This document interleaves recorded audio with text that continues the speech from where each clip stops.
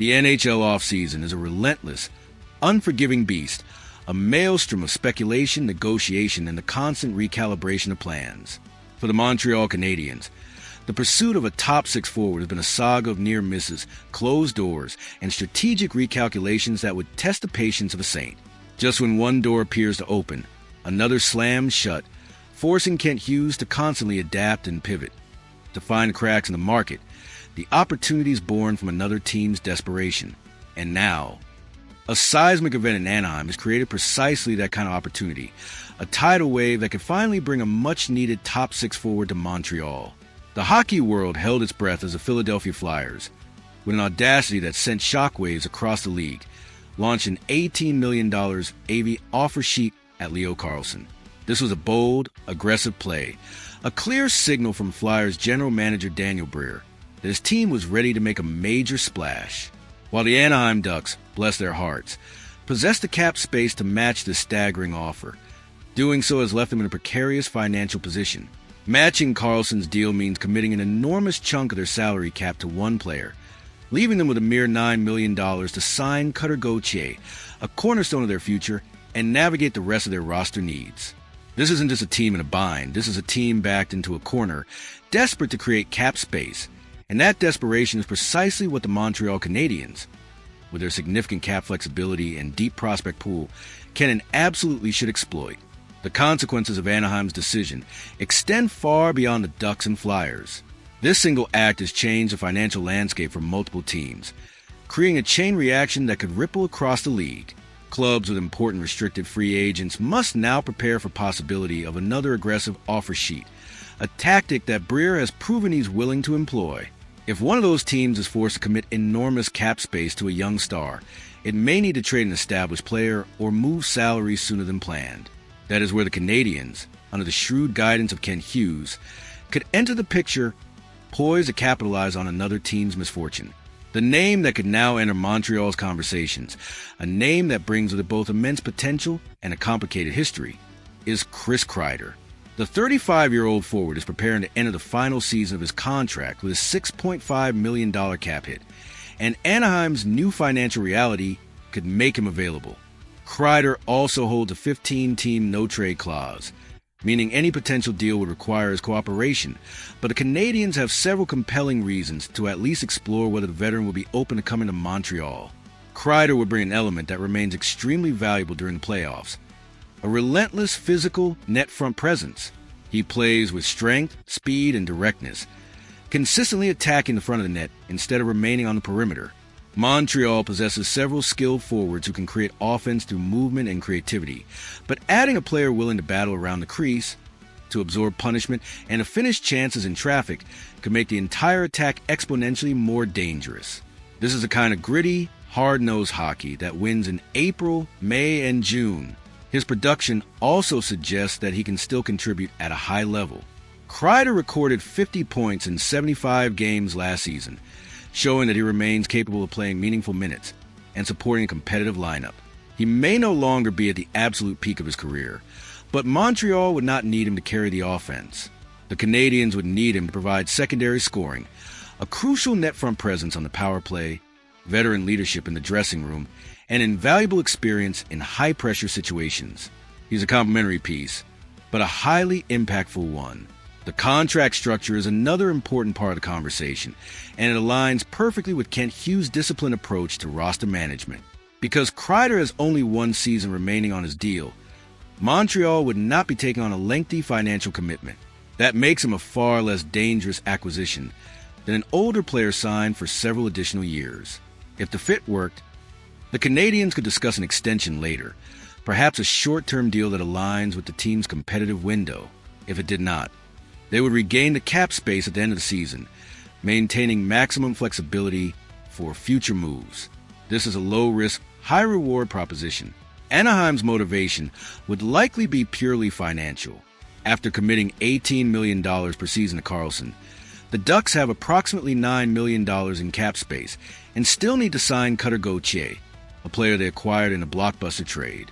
Moving a $6.5 million contract like Kreider's would give them considerably more flexibility, allowing him to address their remaining roster needs without being forced into another difficult decision. Montreal, meanwhile, could use its resources to take advantage of a team suddenly facing immense financial pressure. The Canadiens should not overpay in this situation.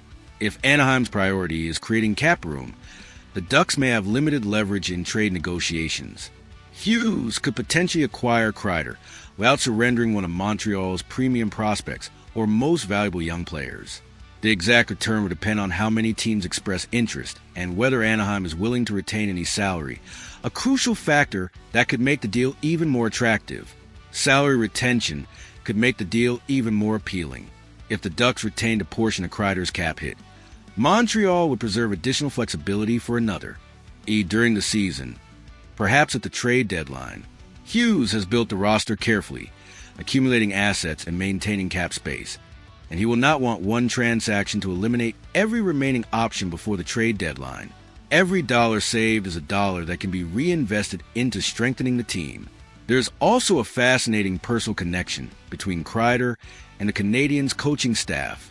Martin St. Louis played alongside him in New York during the 2014 postseason, a deep playoff run that saw the Rangers reach the Stanley Cup final. That familiarity could help Montreal evaluate Kreider's character, his preparation, and his ability to handle pressure in a demanding market.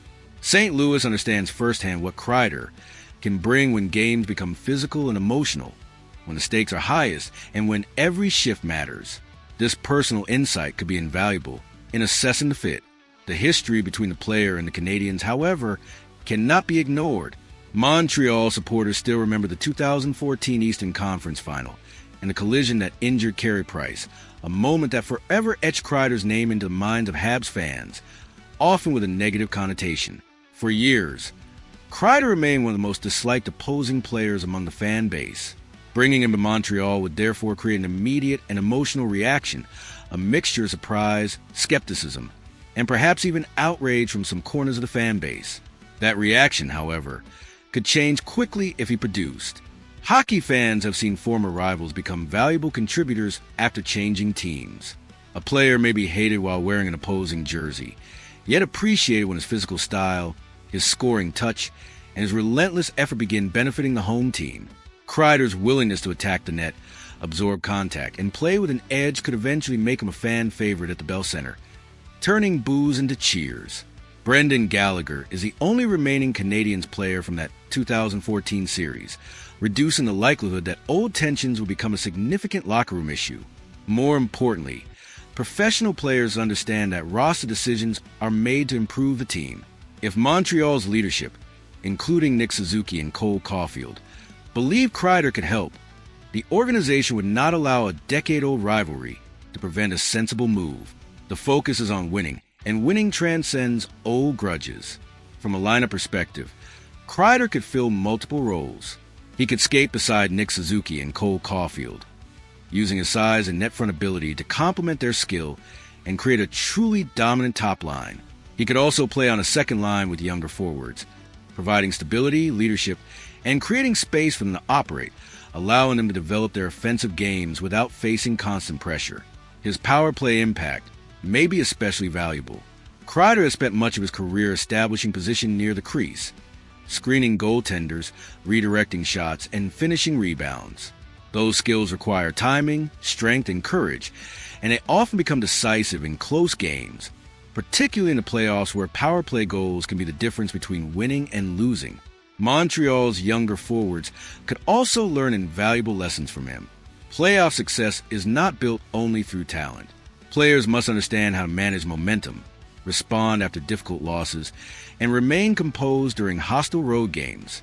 Kreider has experienced long postseason runs, including a trip to the Stanley Cup final, and knows how quickly a series can change. His veteran presence and leadership will be invaluable in guiding the Canadiens' young core through the rigors of a deep playoff run. Still, the Canadiens must carefully evaluate the risks. Age eventually affects every player, and there is no guarantee that last season's production will continue. Montreal would need to determine whether Kreider's skating, physical condition, and overall effectiveness remain strong enough to justify his cap hit and role. A thorough medical evaluation and a deep dive into his analytics would be essential.